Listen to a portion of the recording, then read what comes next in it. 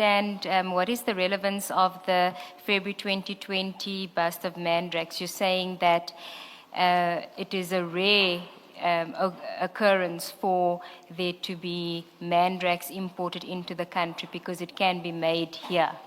Is that the point that you're making? That's correct, Commissioners. And what happened to the 547 kilograms of Mandrax, you know? Well, the Mandrax was booked into the SAP 13 at Isipingo police station, and the relevance of the referral to this, Commissioners, will be attended to later on in my evidence. Thank you, General. And then just clarity on paragraph 34.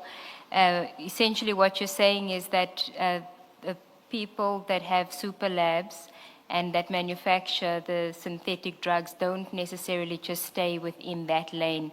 They can also be involved in the trafficking of cocaine, the distribution of cocaine and heroin. So they could also be recipients of imported cocaine or heroin. Indeed, Commissioners, these criminals do not confine themselves just to one commodity. It depends on their market and their distribution networks and what's the need for or what is required by the market will obviously depend what they keep themselves busy with. And then insofar as the markets are concerned, can you just tell us when we're talking about the value of or how expensive the drugs are, what are we talking about? So cocaine versus the synthetic drugs, for example.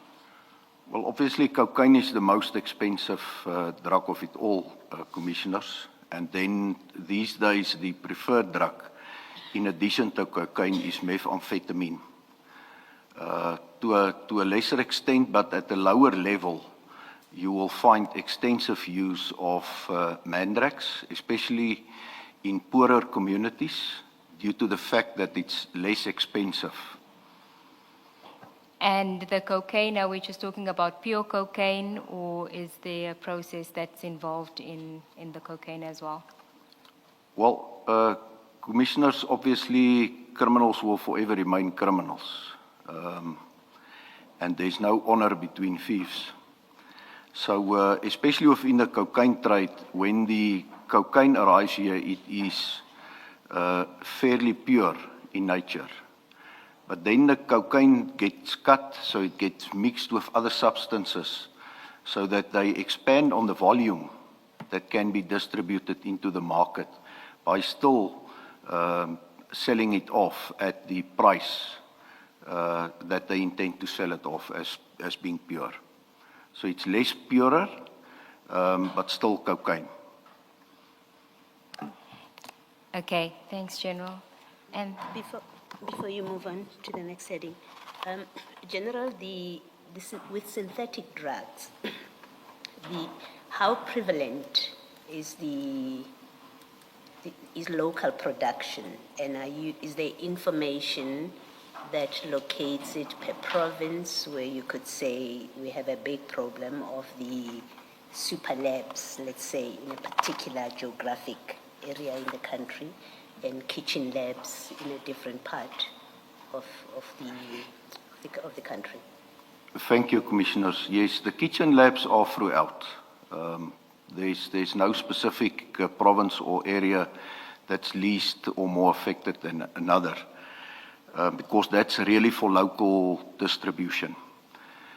When it comes to clandestine laboratories at the level of super labs, we have found that specifically Gauteng, Limpopo, Northwest, and Mpumalanga to a large extent are mostly affected. I'm not sure of the exact reasons for that, but I believe inter alia it speaks to the climate and a more drier climate than coastal provinces, which will make it easier for manufacturing purposes. One assumes these are on the radar of law enforcement, and is that fight being won if they are on the radar of law enforcement? Commissioner, indeed, it's a focus area not just of the DPCI, but of SAPS in general, because we are together against crime. And obviously, it's a whole of government and a whole of community approach, where everybody that can assist to dismantle clandestine laboratories, we appreciate such information and operationalize it without delay. So it is a massive focus area of the DPCI and SAPS in general. And it's always difficult to say whether we are winning the war. But because these crimes are committed in secrecy and you can only count what you have dismantled. So that makes it difficult.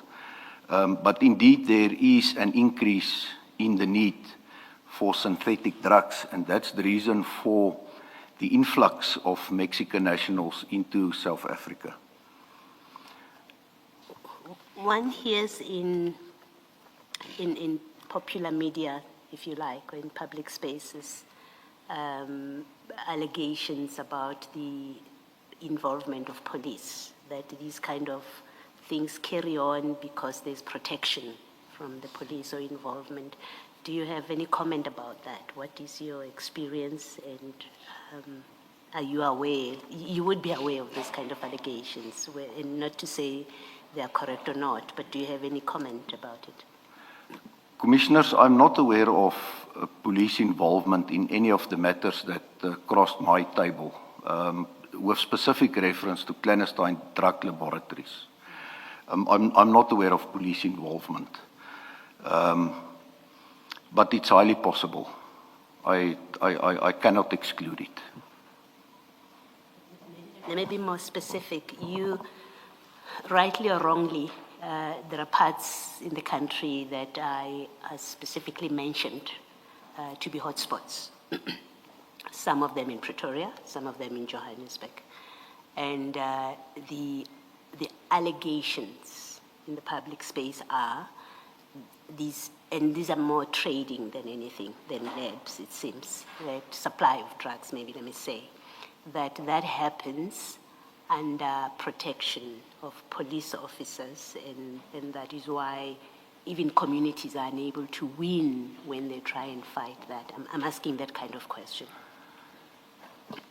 Yes, Commissioner, I think it's very valid and a valid concern of community members. What I would plea is that if community members are aware of such, is to report that activities to higher levels within SAPS and the DPCI, and we will definitely give the necessary attention to it, and by means of criminal investigations and disciplinary investigations, ensure that we get rid of that rotten apples that are actively participating then in criminality within the narcotic trade. Thank you. Thank you, Commissioner. General, the Groblersdal super lab, was that the only super lab that you've been able to detect and dismantle? No, by no means, Commissioners. On an annual basis, clandestine laboratories of different size and nature are detected within South Africa, approximately 20 per annum. And it shows us just the extent of the activities, but indeed it's a continuous process. So as we dismantle a clandestine laboratory, obviously there are more still in operation that we need to identify and then dismantle without delay. And the Groblersdal matter, where is it now within the criminal justice process? Commissioners, it came to my knowledge this morning that the matter is still before court, and there's a possibility of a plea and sentence agreement on the matter. It's postponed until later in May of this year for a decision on that matter. Thank you, General. Can we then move on to the next topic on page 12, which is mandatory national instructions and protocol for the seizure of drugs. Can proceed from paragraph 35. Thank you, Commissioners. The DPCI is mandated to address both CDLs, where synthetic drugs are manufactured, and the importing and exporting of drugs. Most seizures depend on intelligence either from informants or international law enforcement agencies, or when it's stumbled upon by port authorities. During a seizure operation, preserving the crime scene for further investigation and the gathering of evidence is crucial. It requires the involvement of various units, including members of the South African National Narcotic Enforcement Bureau, SANEP, detectives, crime intelligence, forensic experts from the Forensic Science Laboratory, local criminal record center, and the protection team to cordon off the scene. Crime scenes must be processed in accordance with National Instruction 1 of 2015, Crime Scene Management, to ensure the integrity of the scene and preserve the integrity of the evidence collected at the crime scene. Failure to do so will inevitably lead to the contamination of the crime scene, to the destruction or non-gathering of evidence, which will ultimately defeat the objective of a seizure operation and compromise subsequent criminal prosecutions. The 2015 National Instruction is based on international best practice. A copy is attached here to and marked as HFF1. And we'll get to it and deal with it in detail later, but you can continue to paragraph 37. The most important aspects of crime scene management at the drug seizure crime scene, whether at the CDL or elsewhere, such as the harbour. Just a moment. Can this not be shown on the screen, please? Paragraph 37. We can Okay. talk to it, but can you just please not show it on the screen? Thanks. Can continue. The most important aspects of crime scene management at the drug seizure crime scene, whether at the CDL or elsewhere, such as the harbour, are the following. The crime scene must be cordoned off to ensure that no unauthorized individuals gain access to the scene. Ensure that the necessary role players are present or on standby.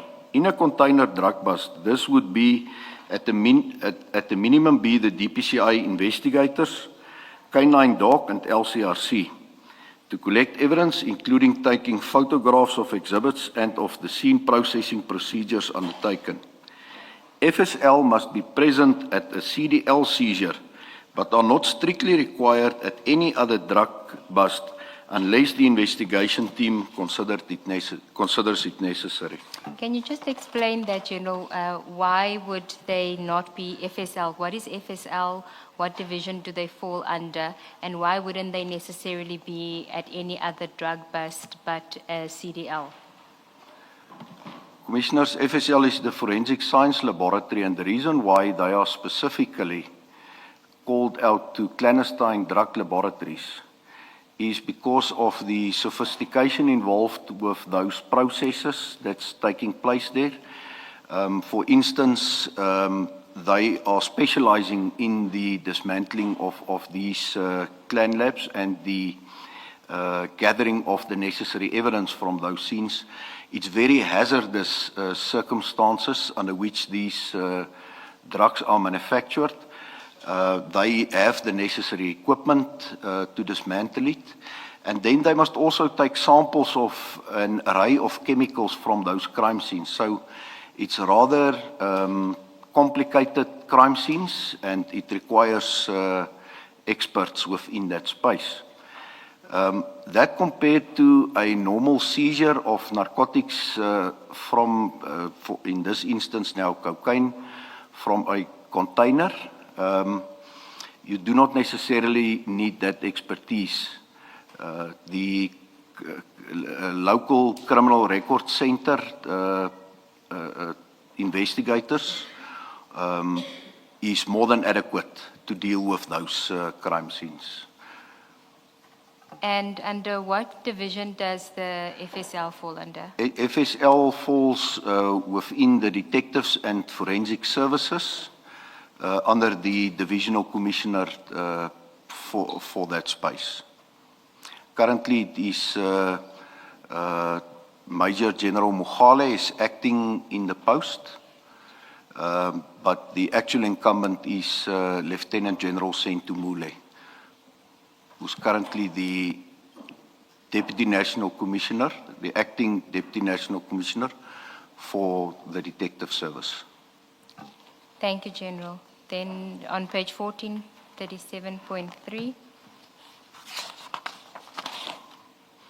The crime scene investigator must keep proper record of the crime scene by means of contemporaneous notes. Photographs must be taken to illustrate the scene and to allow the chronological sequence of events. All exhibits must be examined for fingerprints and touch DNA, which are crucial in drug busts because of the clandestine nature of drug trafficking. Where drugs are stored in a container with legitimate cargo, there is usually no direct evidence of who or how the drugs are placed in the container. Fingerprints and DNA may be the only evidence that could ultimately link the drugs to the individuals who placed it in the container. All exhibits must be sealed in forensic seal bags with unique seal numbers before being removed from the crime scene. And once all these processes have been completed, the scene must be restored and handed back to the competent recipient. Exhibit management is equally important. Improper exhibit management. Thank you. Sorry, I think that's fine. I was just concerned that you are disclosing what you do at the actual scene of the crime, and we just needed to be sensitive about that. But the process going forward, I think you can display. Thank you, Commissioner Kumalo. I think we'll start when we deal with the new topic. It's fine. Thank you. You may proceed, General. Thank you, Commissioners. Exhibit management is equally important. Improper exhibit management can be fatal to a successful prosecution. Exhibit management must be done in accordance with National Instruction 8 of 2017 and attached and marked as HFF2. Whilst all instructions are important, the most crucial in a drug seizure are the following. The exhibit must be handed in at the police station in the area where the exhibit was seized. All property and exhibits seized must be entered in the SAP 13 register of the relevant police station where the crime was committed or where the property was found, and then transferred to the relevant unit and entered in the SAP 13 of the relevant unit. The SAP 13 registers of these units must be inspected regularly. All drugs, excluding dagga and kat, must be forwarded to FSL with immediate effect, but not later than 7 working days in exceptional circumstances for analysis and destruction, irrespective of whether a case docket has been registered or not. This includes all drugs found abandoned. When you say all drugs, I know we're still going to be discussing the Port Shepstone, but other big busts as well. Sampling, where does it fit in? Where it's not the whole consignment that is taken to the laboratory, but only a portion of it. What regulates that? Commissioners, under normal circumstances, there is no need to obtain samples at the crime scene. What is being done during cocaine seizures is that there is a presumptive test that is being done. So what that means is that the lead investigator or the crime scene manager would make a small hole in one of the bricks, obtain a small sample, then place that sample into a chemical basis, and that's the presumptive test. And if it colors blue, it means that indeed it's cocaine. So that's the only sampling that needs to be done at that point in time. In order to maintain the credibility of the crime scene, it's important, after all the necessary tests were conducted by our experts, to seal the exhibits there and then, because then you also maintain the chain of custody effectively so. So you've done your counting, you've done your photographs, the investigation to perhaps lift fingerprints or touch DNA from the exhibits, all those processes are completed. Then the exhibits must be sealed without delay on the crime scene. So there's no real need for investigators to obtain samples there, because in any event, the exhibits must be submitted to the Forensic Science Laboratory. So General, what we see on TV where they test it with their tongue, that's not how it works in real life. I will not advise that, Commissioner. Thank you. General, why does it exclude Dagga and Kat? Commissioners, cut is a plant that's originating from North Africa. Obviously, and that plant needs to be submitted to FSL within a specific period, because otherwise it becomes rotten. So only samples are taken and then submitted to FSL. That's the only sampling. With Dagga, obviously, it means that when a cultivation facility is dismantled, you might sit with a whole warehouse full of Dagga. So it's just not practically possible to submit that whole consignment for analysis to the Forensic Science Laboratory. So it's all about practicality. And the destruction process, how does that work, and how does one have certainty that there has been destruction of the seized drugs? Commissioners, I do not have intimate knowledge of that process. It lies within the Forensic Science Laboratory space. But what I know is that upon completion of an investigation or a case docket, if it's finalized in court, we submit a document back to the Forensic Science Laboratory. It's called an SAP 83A, where we indicate that the narcotics can be destructed. The same applies to an inquiry investigation that's been closed, that there's no further leads. We also submit that SAP 83A, and then it's up to the Forensic Science Laboratory to destroy the narcotics that was seized. And generally, what is the period that we're talking about where you don't have a criminal criminal prosecutions that follow the seizure? Commissioners, it's very difficult to answer that question, because it's being dealt with on a case-by-case scenario. So each case merits will determine how long it takes to complete the investigation. I think it goes back to proper command and control at unit level that will ensure that investigations are completed timeously, so that it can be driven to its logical conclusion, whether it is towards a criminal matter or whether the inquiry is then closed. Just explain the difference between the criminal matter and the inquiry process. You seem to make a distinction between the two. Commissioners, both methods are legitimate manners of investigation.